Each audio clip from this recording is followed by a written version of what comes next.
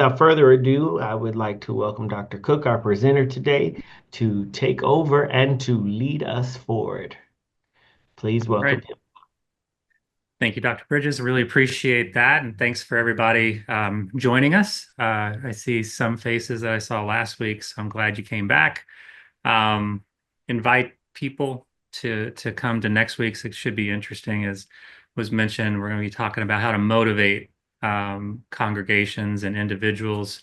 That can be the hard part sometimes. You get people interested, but then you need people actually doing the groundwork, the legwork, and put interest into action. So we're going to talk about how we accomplish that next week. But we'll go ahead and get started on this week's discussion. So let's see, do it this way. All right. Okay. All right. So this picture actually is taken in Scott County in Austin. Thought it captured rural America pretty well. But this week we're going to be talking about some of the root causes of addiction, how to identify some community partners that we can work with. We're going to talk through the continuum of care model as defined by the American Society of Addiction Medicine.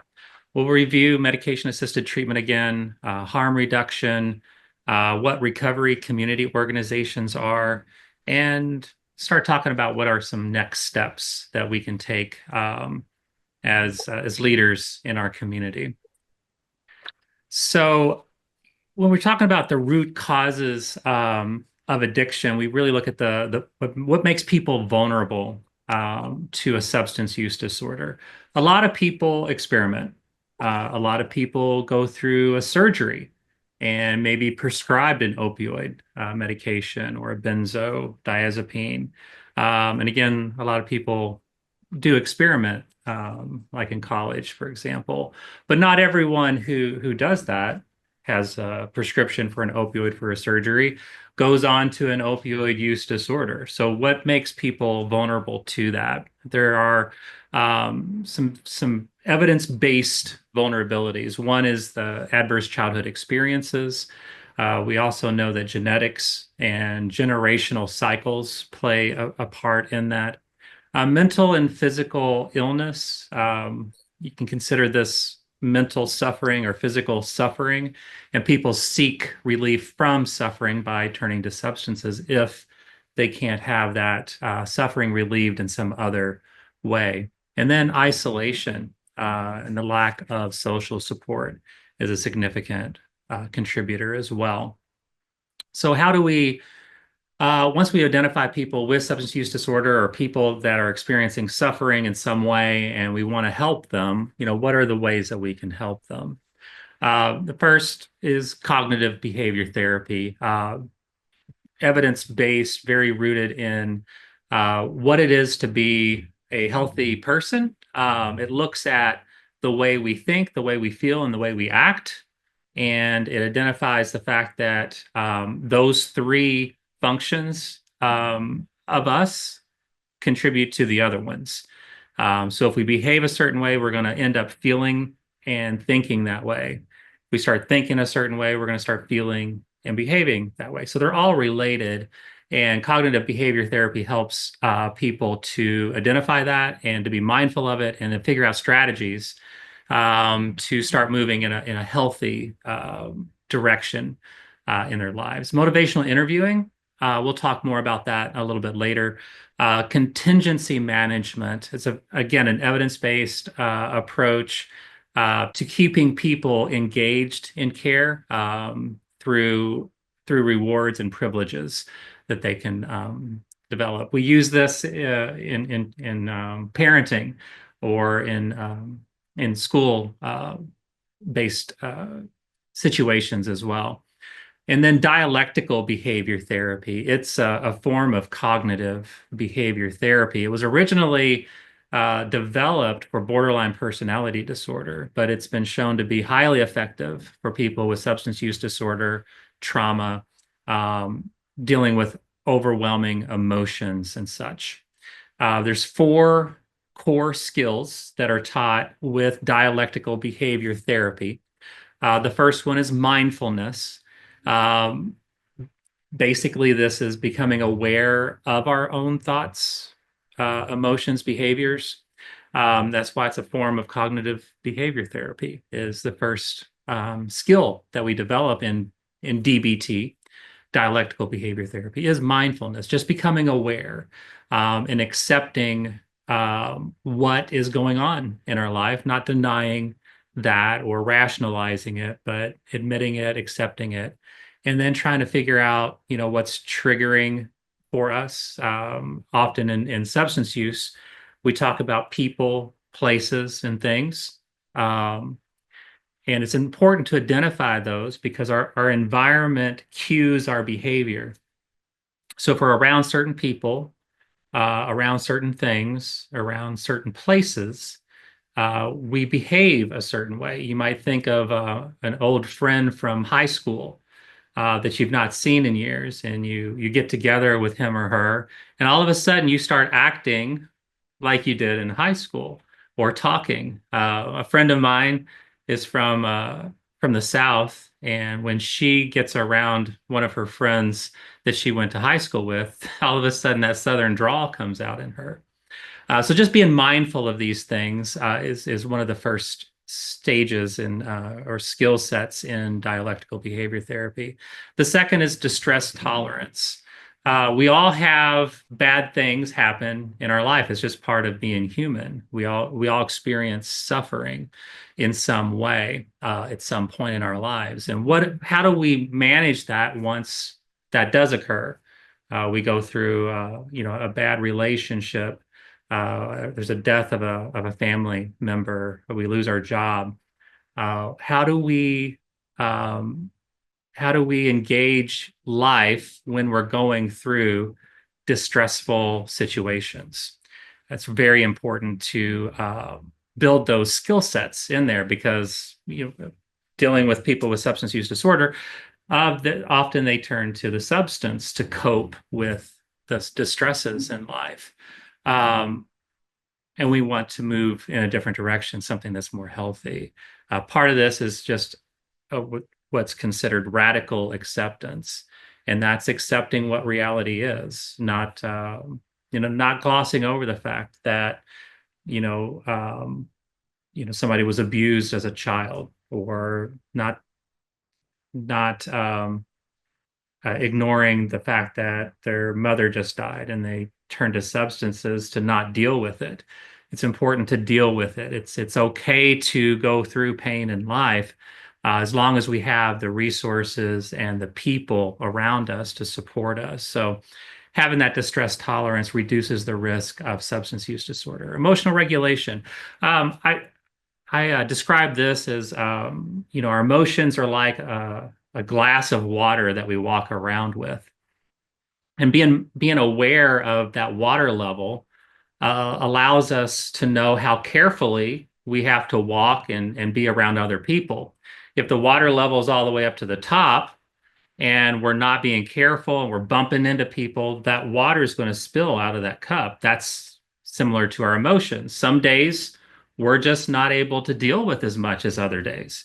And it's important to be aware of when that's occurring so that we can maybe, pull back a little bit, be more careful and more gentle in our interactions. Other days, maybe we have plenty of room in our cup. There's just a little bit of water in there. We're feeling very resilient, refreshed, and we can, just go out there, put ourselves out there in a strong way and engage in life and other people. So just knowing where that water level is, that emotional level is, and then knowing how to adjust that water level. If it's all the way up to the top, knowing how to do some relaxation techniques or some sort of, hobby, something that's enjoyable, being around that social support, that sort of thing to reduce that level of emotion. And then the fourth skill is interpersonal effectiveness. And that's, not expecting other people to take care of you, and your issues, but it's also not taking on the problems of other people. Um, Both of those situations sets us up to having distress in our lives, and so being able to engage with other people effectively is important. Other skills that are developed in this is how to communicate effectively with other people, how to negotiate, and again, not take on their issues and not lump our issues over onto them. So those four skill sets, that's dialectical behavior therapy in a nutshell. There are whole semesters spent in college about this, but that's a brief overview. So peer support and recovery coaching.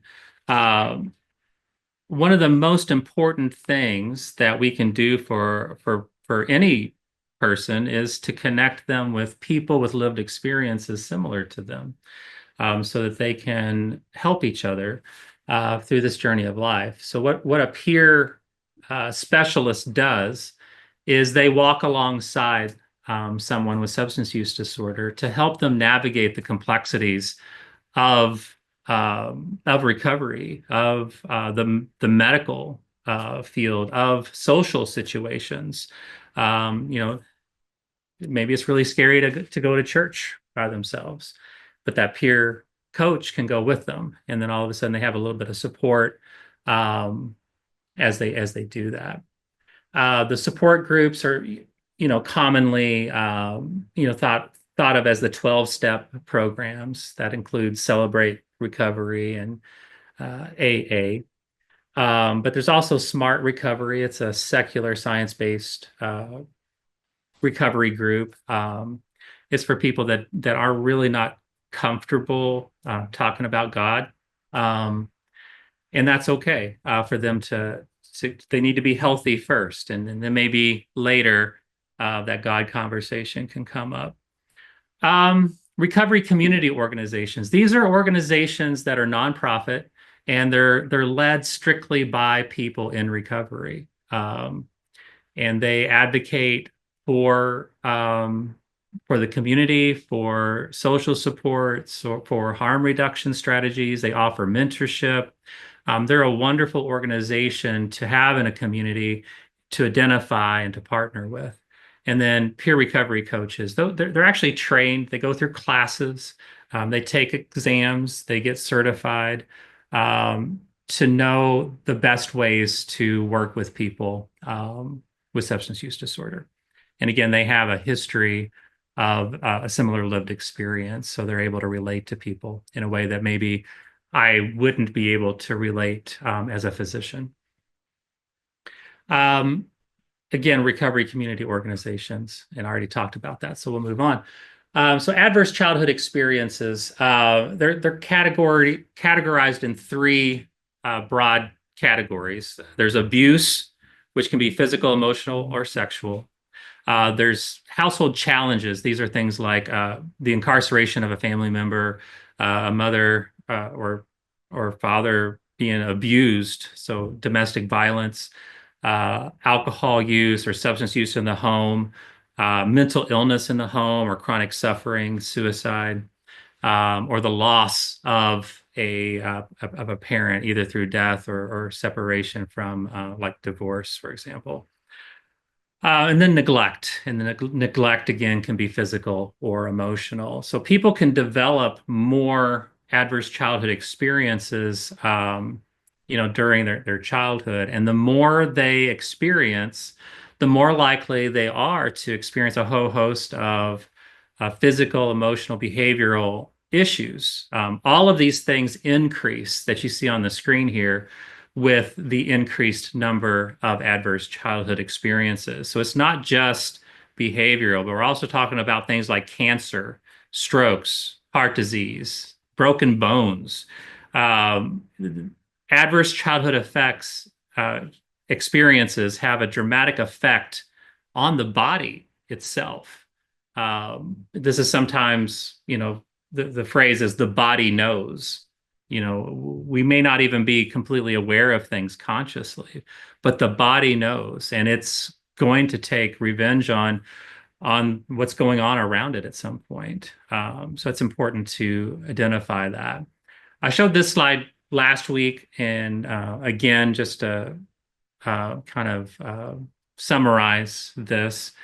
Life can go in two directions. If our basic human and safety needs are met and we have a sense of belonging, purpose, and meaning, our life spirals up towards self-actualization and transcendence. But the opposite is true, is if we're experiencing generational trauma, adverse childhood experiences, unstable social situations, we can develop neurodevelopmental disruptions, actual damage to the brain, social, emotional problems, and that'll lead to risky behaviors, lead to the body breaking down, as was mentioned on the previous slide, and early death. And so people with a lot of adverse childhood experiences, they're going to have the risk of dying younger than other people.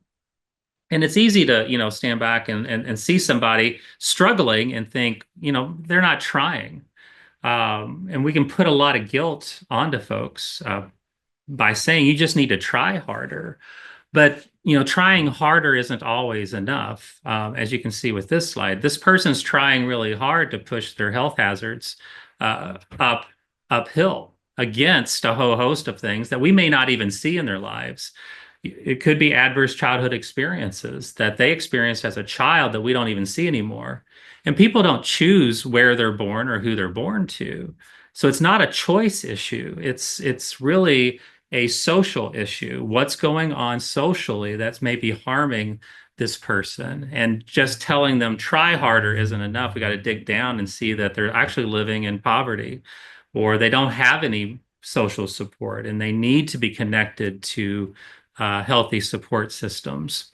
Um, Again, you know, trying hard when your brain has been altered isn't going to actually get us anywhere. Um, when people experience, multiple accumulating adverse childhood experiences, there's several places in the brain that are dramatically changed.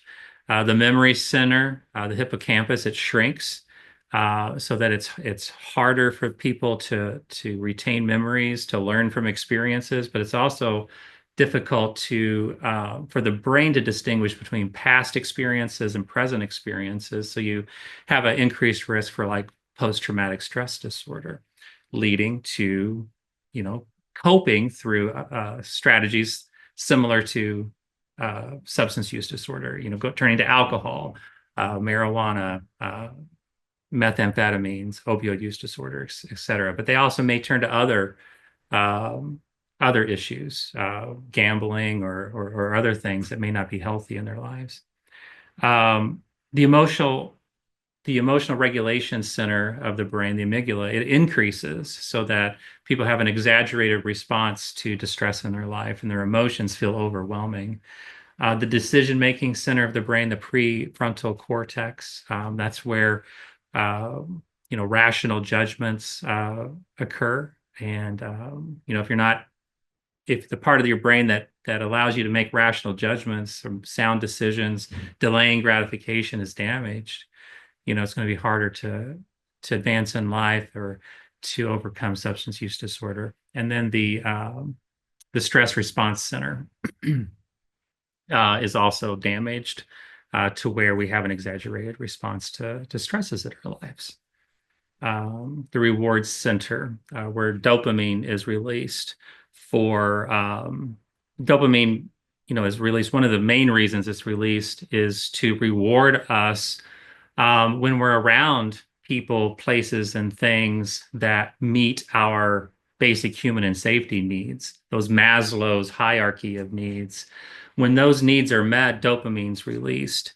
And when it's not released, because our needs are going unmet, you can think of a kid that may have grown up in really difficult situations where their needs were chronically not met, and then they're exposed to a substance like an opioid. Maybe a doctor prescribes or a dentist prescribes an opioid to them. Then all of a sudden, all this dopamine is released. And that might be the first time in their life that they felt, from a brain standpoint, a chemistry standpoint, that their needs were met. And that's a very powerful reward uh, situation. And so this is why, people with adverse childhood experiences and difficulties in the past and trauma are at risk of substance use disorder. Um, that dopamine, when it's released for the first time, whether it's a person, place, thing, they associate that feeling of feeling safe, of having their needs met, to that substance and that people, person, and thing. It's supposed to be healthy so that we return to people, places, and things that meet our needs. But when that's hijacked by a substance, a totally different situation arises. All right. So, you know, connecting with a human, we're not just looking at a disease or a behavior in someone's life that we want to extinguish. We're really trying to connect to a person on a human level and help them to be a healthy person. And we talked a lot last week about what it is to be a healthy human and how to connect people to that. So, basically, when we're looking at this, we want to try to take a holistic approach and look at their mental health. We look at their medical health and getting them access to medication assisted treatment, social health by getting them access to social support and relationships, spiritual health by building faith-based bonds with people, getting them involved in churches and activities there. Building resiliency, again, dialectical behavior therapy is a wonderful approach there. And then breaking that generational cycle, just, really identifying what the family, looks like and how we can protect people from family or reconnect them to family that may be supportive. When we're talking about people who have experienced trauma in their life, whether that's adverse childhood experiences or even as adult, maybe you're in a tragic accident or lost a loved one or went through a horrible divorce or was, a victim of domestic violence, whatever that might be. People who experience trauma, they're at risk, not just for substance use disorder. They're at risk in general from depression, suicide, whatever that might be, social isolation. So how do we approach people who have experienced trauma in their lives? There's six basic principles. The first one is to allow that person to feel safe. So we approach them gently. We give them space. We don't invade their personal space. We don't move too quickly, around them. Building trust and transparency. Really communicating openly about, if it's a program, that your congregation might be starting when people come to it, really be open and honest about what that program looks like. And, that there's not any sort of, bait and switch sort of surprises that they may experience later, because that can trigger people with trauma. Being culturally, historically, and sensitive and sensitive to gender differences. Women who have been victimized, we're careful with how we approach them in the clinic, for example. Sometimes women in that situation, they don't feel comfortable being alone with a man. So we want to be sensitive to that and make sure that, there's a female present as an example. But, culturally, historically as well, there's a lot of things that have happened in our societies. Certain races have been traumatized. There's systemic issues, and we need to be mindful of those things and acknowledge those things and really be sensitive to those things as we're engaging with people who may have been traumatized by that.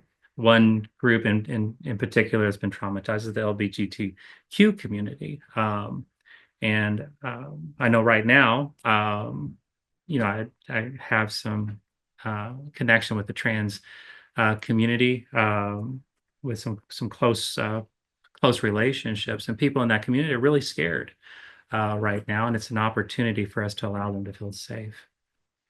And then giving people who have experienced trauma a sense of empowerment and choice. Because people who have been traumatized, they often feel victimized, powerless, and re-engaging them in a way that allows them to overcome that sense of powerlessness by giving them enabling them to do certain things in their lives on their own with some support, and to be involved in what that may look like going forward through choice, and building a sense of collaboration and mutuality. So this is really just building that social network, allowing someone to feel a part of something, because that's what we all, need. It's one of the Maslow's hierarchy of needs, that belonging. It's one of the seven vital community factors, that sense of belonging and connectedness. And, what better place to get that than from a congregation? So that's a great opportunity for us to engage with people with trauma. And then peer support, again, people with lived experiences. It's really important to bring people with lived experiences into the leadership of our organizations. We cannot make decisions about other people without finding out what that experience is to be that other person. And so bring them in, allow them to be the leaders as we move forward in trying to develop programs, connecting with, for example, a recovery community organization that's made up of people in recovery, to allow them to be a part of what we're doing, to allow people, with trauma, with substance use disorder, to feel safe, to feel supported, to feel heard and understood. So as we engage people with substance use disorder, it's important to know what the continuum of care, looks like. How do we connect people that we're working with to care that's on an appropriate level for where they're at? So ASAM breaks it down this way. There's early intervention and prevention, and then there's levels 1, 2, 3, and 4. So early interventions really looking at trying to identify people at risk for substance use disorder. They're people in this category, they do not necessarily have substance use disorder. So we're looking at people that are at risk. Maybe if they have a lot of adverse childhood experiences, we're connecting them to a dialectical behavior therapist, for example. Espert is a really important part of this, and this can be done in any setting. It doesn't have to just be in a medical setting, but it's screening for substance use disorder, offering a brief intervention. We're here to help. Are there any immediate needs that you have, and let's try to start addressing some of those. And then referral to treatment, connecting them to the care that they're going to need moving forward.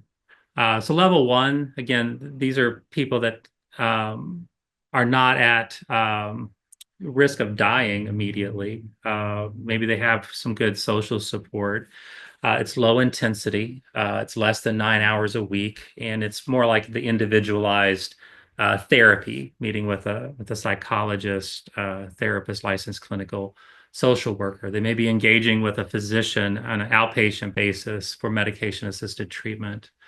Level 2 is a little bit more intensive. It's still outpatient, though. They're getting care several days a week for several hours. There's not a physician or a medical provider directly involved in the care, and the person may be residing in their own home or a sober living facility. 2.5, now we're moving up to that partial hospitalization, or sometimes it's referred to as day treatment.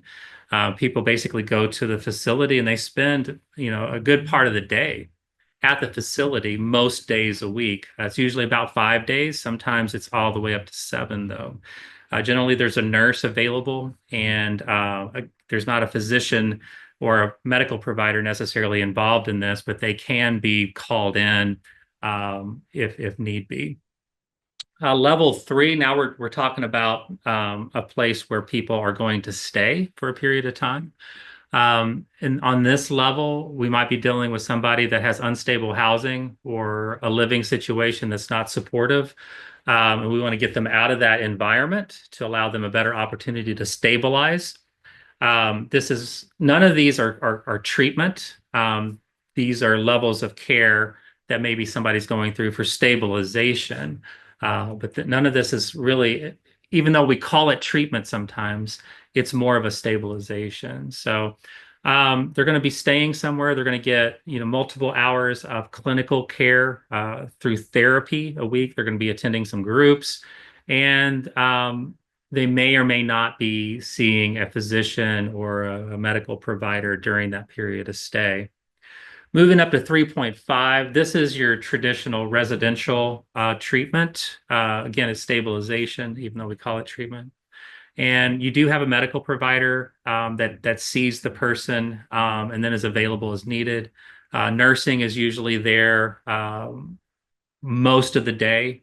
Some places they don't have overnight nursing on this level of care, but they're mostly there during the week, and then they have more intensive clinical therapy. And then 3.7, this is your detox level. There's a physician or a medical provider directly involved in the medical care. Nursing is available 24/7, and they have more intense clinical work through therapy. And then level four, that's your general hospital that would have an emergency department and ICU. And so these are people that are really at risk of dying, severe withdrawal seizures. Maybe they're diabetic and they're unstable from that standpoint. Oftentimes they have a separate physical issue complicating their treatment for substance use disorder.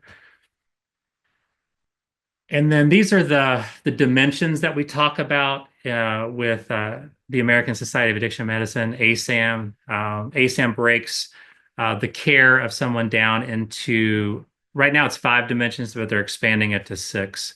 So dimension 1 is your substance use disorder withdrawal. Dimension 2 is your physical health. Dimension 3 is your mental health. Dimension 4 is what kind of risk factors are there for substance use disorder. 5 is dealing with your environment, your social support. And then 6 is really looking at that patient-centered approach, collaboratively working with that individual. What kind of care are they expecting and wanting and willing to receive, being sensitive culturally, as we've talked about before. I'm going to pause here because that was a lot. Are there any questions about any of that so far? And Dr. Bridger, I can't see the chat, by the way, on my screen. So if there's anything in the chat, if you don't mind calling that out.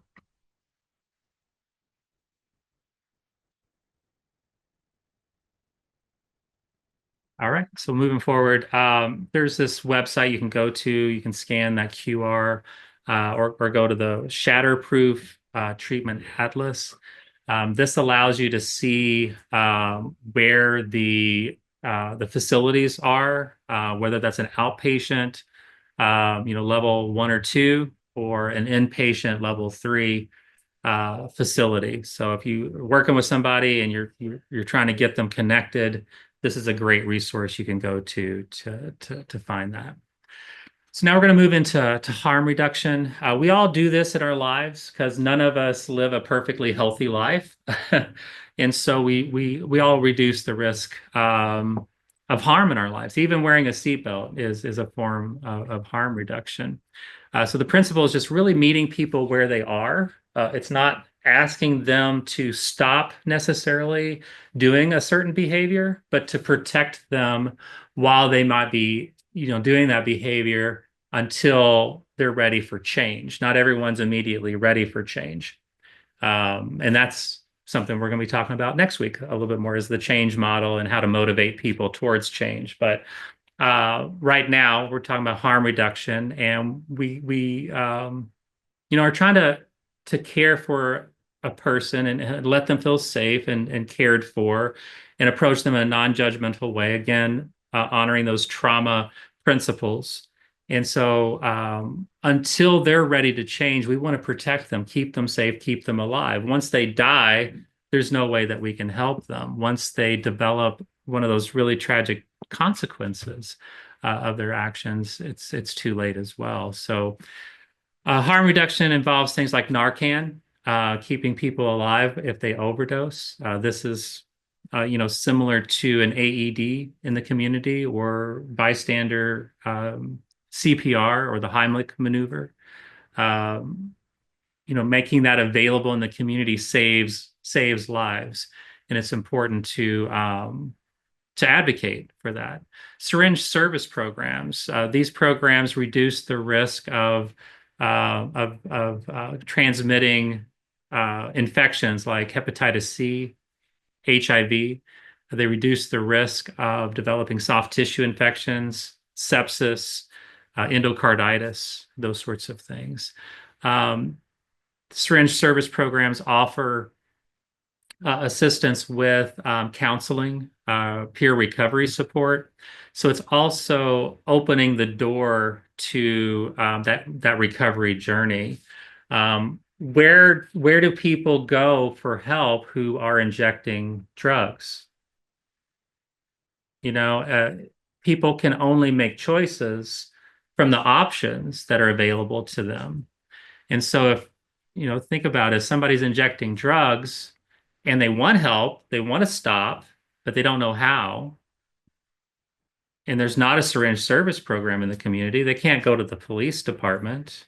They're often afraid to go to a physician or the emergency department. But if there's a syringe service program in the community, that's offering an access point for care and for entrance into substance use treatment. Fentanyl test strips. Fentanyl kills people. They might think that they're injecting or using a pain pill or heroin, and fentanyl is multiple times stronger than that. And if they use fentanyl when they think it's something else, they could overdose and die. So testing that substance for fentanyl allows someone to stay alive. And then overdose prevention sites. These are kind of controversial. They're sometimes called safe consumption sites. And they're a facility where somebody may go with their substance of choice to use that substance. And they use that substance in the presence of medical providers who will keep them alive if they were to overdose. That provides clean water, maybe sterile syringes, so they don't develop a soft tissue infection, endocarditis, sepsis, transmit hepatitis C, HIV. In these facilities, no one ever dies. No one ever dies. So if we're really looking at just trying to save lives, keep people alive, and engage them in care until they're ready to engage that change model, these sites, nobody dies there. It is a form of harm reduction. I listed some biblical principles. There's 10 of them here. These are in the back of my book as well, that I think might help congregations that might be struggling with the idea of harm reduction and whether or not to engage in harm reduction or advocate for harm reduction. You can kind of look through those, or my understanding is you're going to have a copy of the book. They're in the back of the book as well. You can always reach out to me to discuss that a little bit more. Medication-assisted treatment, just review that again because I think it's important. There's three main forms of medication-assisted treatment when we're talking about opioid use disorder. There's methadone, which is a full agonist. It's only able to be prescribed through a licensed opioid treatment program. These are your methadone clinics. Buprenorphine, it's the active ingredient in Suboxone. And these can be prescribed by any physician in the community. They're a partial agonist, so they only partially stimulate the opioid receptor. And then there's naltrexone. Again, this can be prescribed by any provider, and it completely blocks the opioid receptor. So it acts in a different way. But all three of these reduce cravings. It reduces someone's use and reduces their risk of dying. So a full agonist completely stimulates the opioid receptor. So it continues to go up and up and up.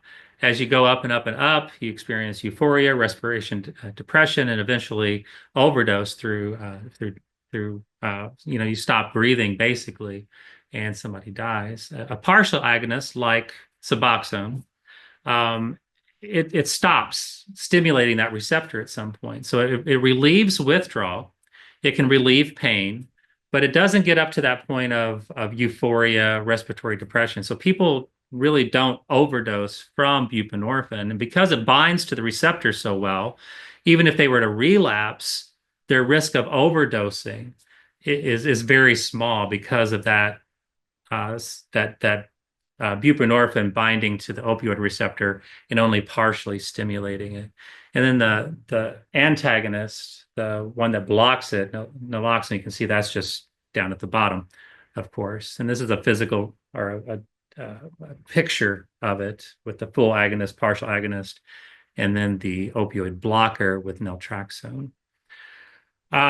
Some myths to dispel is that MAT is not substituting one substance for another, and I'll talk a little bit more about why that's true. People with on MAT are not less committed to their recovery. This is really important to allow people to on MAT to feel safe, engaging in care, coming to support groups, those sorts of things. And then it does reduce the risk of death and overdose and substance use or infections. Um, this slide, you can see that basically medication-assisted treatment, it works. You have the placebo in gray and the medication-assisted treatment in green. And this is the number of people who are not using opioids. And if they're on a medication-assisted treatment, you can see it's much higher that they're going to be opioid free. The tolerance is really important. If people are at risk of relapsing, it's important to keep their tolerance level up because once that tolerance level decreases, uh, that's when they're at that increased risk of overdosing and dying. And Suboxone is a really important part of that because it's just going to maintain that tolerance level. People who are on methadone and buprenorphine, they're more likely to stay alive. Fewer people die. On that right side, you can see that over a 12-month period, there's a 50% decrease in death for people that are on methadone, and 37% for people that are on Suboxone. And then the naltrexone, it's really kind of a small sample size, so it wasn't statistically significant enough to comment on. But we know by maintaining their tolerance with methadone or Suboxone, people are less likely to die. Um, when people do lose their tolerance, for example, when they're incarcerated and they withdraw and they lose their tolerance, again, they're more likely to die. So within 2 weeks of release, the risk of death increases by 40 times. Um, and so as we're looking at this, we don't want people to die. People dying is a failure of what we're doing. So to keep people alive, medication-assisted treatment is really important. This slide shows that by keeping somebody on a form of medication-assisted treatment, they remain in care much longer. The control group quickly stopped going to their therapy appointments and their recovery support. But people on buprenorphine, most of the people stayed in care. And that's important because the longer somebody stays in care, the less likely it is for them to relapse. Um, Unfortunately, somebody that's in care less than a year, the relapse rate's pretty high. But if you get up to to 3 years, only 33%, 34% relapse. And at 5 years, only 14% relapse. So having them on a medication-assisted treatment is also important because it's keeping them in care. And the longer they stay in care, the less likely they are to relapse. And then if you look at the life of somebody that's on medication-assisted treatment versus somebody that's not, their life looks a lot different. And, a healthy individual that is able to have a healthy lifestyle, avoid crime, take care of their children, maintain a job, have an ordered life. I mean, that's what we're really striving for ultimately. And if a medication allows someone to have that in their life, so be it. Because if they're not on that, then their risk of death goes up, their risk of being arrested goes up, their risk of losing their children or contracting an infection, uh, all of those goes up, the risk of not going to work and losing their job. So having them on a medication, it allows them to put their life back together, allows them to remain in care, it allows them to remain alive. So it's an important piece of the puzzle. I already talked a little bit about recovery community organizations. What I want to talk about now is some of the successes that we had in Scott County. You may be aware that in 2015, we were ground zero of the worst drug-fueled HIV outbreak in U.S. history. And so we needed to respond in a dramatic way. And a lot of people didn't feel like it was possible to engage with people who were injecting drugs because they didn't come out and say these were bad people, but that was the inference. They've made their choices in life. They choose to inject drugs. Why would they choose to be healthy? But what we found was, people were willing to take care of themselves and willing to take care of their communities if they were approached in a way that felt safe. So this is an evidence-based approach for a community to pull everyone together to identify how that community will move forward with a recovery model. That's called recovery-oriented systems of care. And it just, again, it pulls everyone together. So, as you go back to your communities, if you have a coalition or some other people that are advocating for care, pulling everyone together and then trying to bring other partners in to just talk through what it is to have a recovery model in your community. This is an evidence-based way to do that. Typically, you bring a facilitator in, and it's a couple of day meeting to develop this, and then there's several weeks of further engagement and implementation of what you all come up with. It pulls together a behavioral model with medical and structural interventions. Structural, are things like decreasing stigma, enacting better laws, educating the public. Medical is increasing access to medication-assisted treatment, harm reduction, screening, protecting children and moms. And then behavioral is that developing of the peer support, therapy, job programs and such. So when we pulled all these things together, a beautiful thing happened. We had a dramatic decrease in the number of people contracting HIV. We had those gray lines are people that are entering into the recovery path. So that increased over time as well. People living with HIV, they started taking HIV medication to the point where 77%, and now it's in the 80% range of people living with HIV had their viral loads suppressed. Um, and that's proof that they were taking their medication. This was much higher than the national average, and it was higher than the state average as well. In fact, Scott County, the people that contracted HIV during the outbreak, they had the highest viral suppression rate in the state.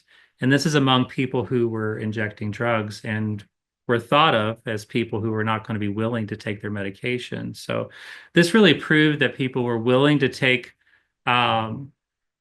responsibility for their own health if they were provided that option, because people can only make choices from the options available to them and a way that's feeling safe and supported to them as well. This is the harm reduction side of things. Before the syringe service program opened in Scott County, only 18% of syringes were disposed of safely. After the syringe service program opened, 86% of syringes were disposed of safely. So before the syringe service program opened, there really wasn't a place where people could go to dispose of their syringes safely. And so if there's no way to dispose of the syringes safely, how are they to do that? But once the syringe service program opened, all of a sudden there was a place where they could go to dispose of them safely. They were given sharp containers to keep track of them and bring them back. And so it went from 18 to 86%. But if you look at the people that were living with HIV, that went all the way up to 98%. And there's no difference between the general population and the population living with HIV as far as disposing of syringes, other than that person living with HIV is concerned about transmitting the virus to someone else. So not only were they willing to take their medication and take responsibility of their own health, they were also willing to take responsibility of their community's health, as you can see here, by disposing of their syringes safely.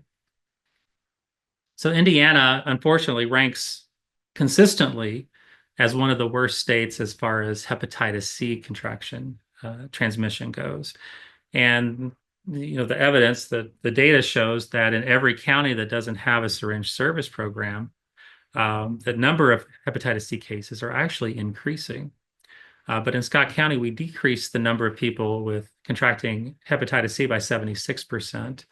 And then the people contracting HIV, we decreased by over 95%. In fact, in 2020 and 2021, after having 200 people contract HIV in a single year, our numbers went down to only one person contracting HIV in 2020 and only one person contracting HIV in 2021. So these strategies work. However, the syringe service program was closed by people who didn't feel like the community needed it anymore, which is interesting because it was working. So why stop doing something that was working? But that's what happened.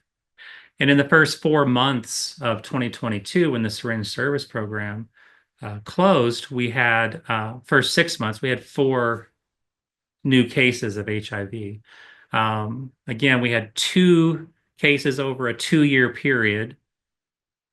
So 24 months, we only had 2 cases. And then in 6 months, we had 4 after the syringe service program closed. And at the hospital, we started seeing a dramatic increase in soft tissue infections, sepsis, spinal infections. These are all evidence of people who were not using sterile syringes.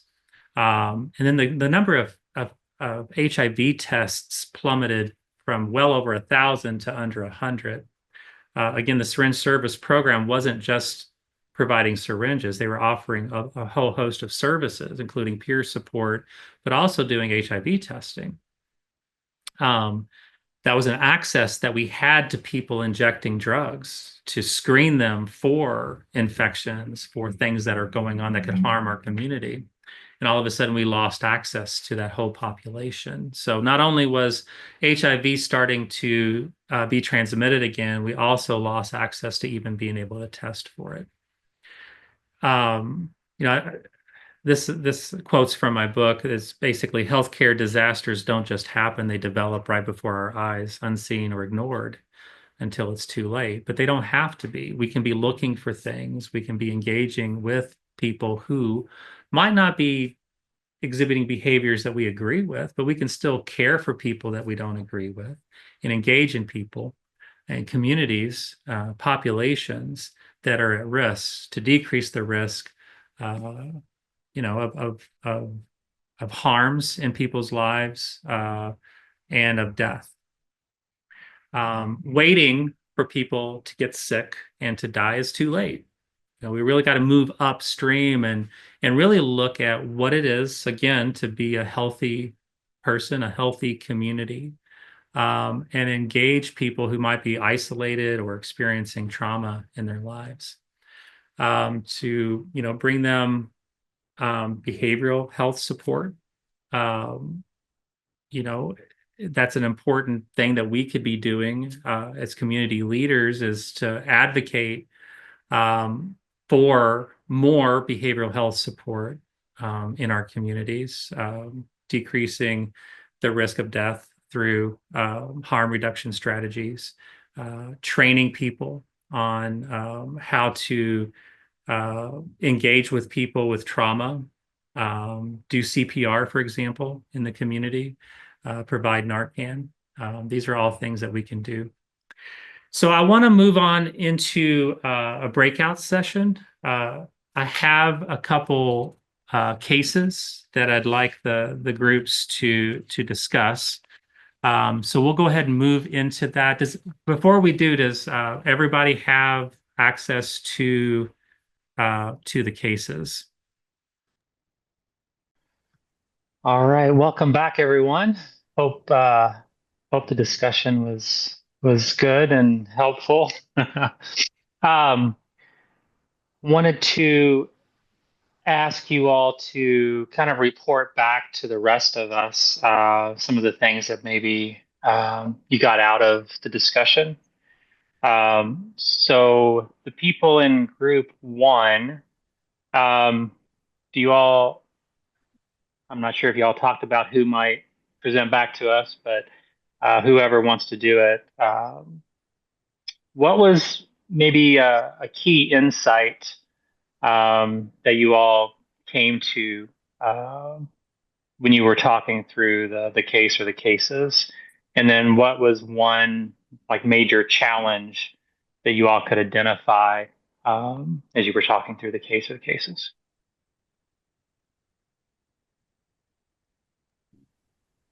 I think Okay, one can I thing speak? that we taught, oh, sorry, go ahead, Brendia. Well, I think one of the challenges that I did see was when the congregation is divided uh, with what to do. That can be a challenge, because you have, I know in certain congregation, I know growing up in certain congregation, if the church was divided, it was divided, and one wouldn't be in for the other, or So I think a challenge in a congregation, would be the division, trying to get them to come together and compromise on what to do. And the insight I got is that the insight was on the fact that the churches do want to make a difference with the community in this struggle, you know, and that's a great insight because did we always say that the church is a hospital where people come to be healed? So, that's the best thing that I see insightful for the church to do, start to participate, start to be a part of this this dilemma that's going on, this pandemic that's going on with the opiate crisis. Awesome. Was somebody else from group one wanted to say something?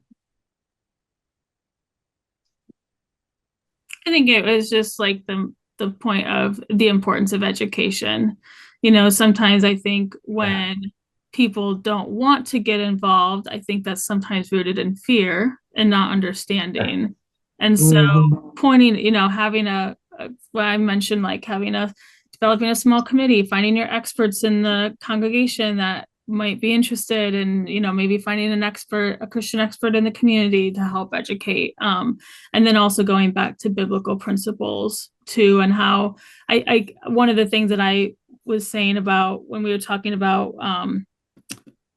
focusing on only spiritual guidance, and it's like, okay, well, what does that mean? How do you ignore the whole person? How is this not involving spiritual guidance? And so having somebody who's comfortable with that, having those conversations with the church. Awesome, thank you. And how about group two? You all come up with a key insight that you came to from the discussion, and then a challenge that you identified.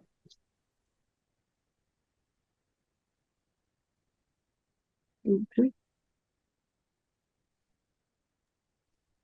Yeah, I would say that an insight that we had was just the I guess for me, the reducing of the stigma, and that was the challenge too, I think, for us, the stigma that people have. So our case study talked about having the Arcan training available for members of congregation, and how the stigma of having that can people would believe that it would perpetuate use of substance abuse. And yeah, that's a really hard stigma to get over. People don't necessarily want to hear otherwise, or they can just be, we're hurting them, doing more harm than good. And I think an insight we had was just the more you can help your congregation have that connection with somebody, whether it's volunteering at some of the houses or some of the areas, ministries in your neighborhood or your city that kind of work with people, but also testimonials. And so if there's a way that you can have people share, and it doesn't have to be anything super big or deep, but if you can make sure, or it doesn't have to be like even in the Sunday morning setting, it could be at a smaller thing. But if you can help people begin to hear stories and understand, that can help grow that compassion and make that shift. And that's kind of, yeah, the more you can help the church engage, the more they may begin to understand why it's worth keeping somebody alive a bit longer to help them. Um, and yeah, why that's an important factor in this whole process. Awesome. Thank you. Yeah, relationship is such a key thing, and it's hard to know something unless you're around it and interacting with it. There's a short little segment in Charles Dickens' Hard Times where a child of a stable keeper who's grown up around horses her whole life was in a class, and the teacher wanted to know the what a horse was, and she wasn't able to give the teacher a scientific explanation of what a horse was. So he called on someone else who was able to give that scientific, description of what a horse is, and then he shamed her in front of everyone and says, "Now you know what a horse is." And the dirty little secret is that she was the only one in the class that really truly knew what a horse was, right? And so we really, I think you hit on it. Just being around people, that's where that compassion comes from. And then once we build those relationships, all of a sudden it makes more sense to keep them alive and reduce the harm and to try to uh, care for them. And as far as like motivating people and moving people along that pathway of change, working with our congregations or our friends and family. We're going to talk about that next week. So I really hope y'all are able to come back, invite other people as well who might be interested in that. But we're going to talk about how do you help people um, get motivated to change, identify that they need to change, move them along that pathway. So come back next week and we'll talk about that. So really, really appreciate your all's engagement, and I'll turn it back over to Dr. Bridges.